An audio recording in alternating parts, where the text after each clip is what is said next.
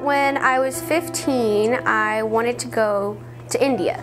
And there was a program with Girl Scouts called Destinations, and I applied to go, and I got accepted. I flew partially there by myself. I had an hour-and-a-half flight all by myself, first time on a plane ever. That was a little scary. The level of poverty is different. We have poverty, but and you see it, but in other places it's just so much more. You have more people living in the streets. You have more people not wearing clothes, or wearing clothes that are covered in holes and dirt. It's really more overwhelming.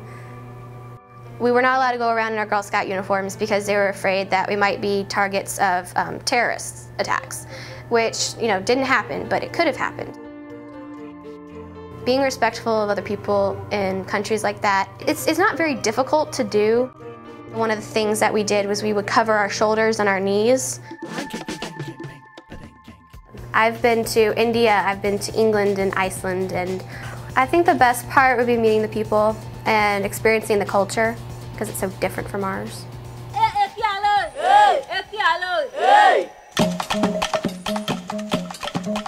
Going to Haiti in August, my check bag had deflated soccer balls. I had 3 of those. My whole carry-on suitcase was filled with school supplies, and I actually it weighed more than my check bag. It was about 40 pounds.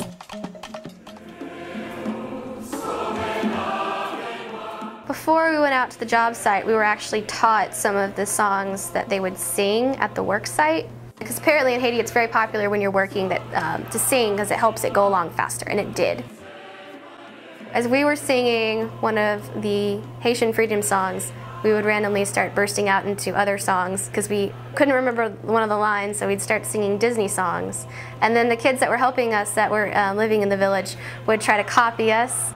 We were teaching each other through correction and moving rocks.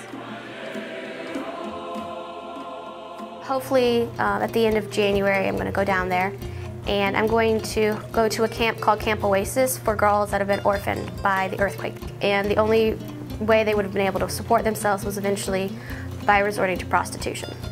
I'm hoping to set up a resource center with books and feminine products for the girls. People can help me by donating books in French, or even gift cards for books if they'd like. They're a little difficult to find.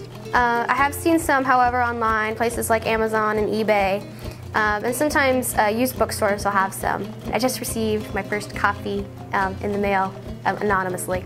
First Harry Potter book. It's in French, I'm not exactly sure what it says. It's very exciting. I'm hoping to kind of establish a sense of, I don't know, I guess hope, I guess would be a good way to put it, because it'll teach the girls that they don't have to rely on somebody else, they can rely on themselves. It's kind of a sense of empowerment when you realize, oh, I can read. It kind of starts the, oh, I can do something else. I can go to school. I can have whatever job I want. It's not that people do not want to learn, it's that they don't have the resources or the opportunities to learn. So if you give them the tools that they need, hopefully that will help them learn.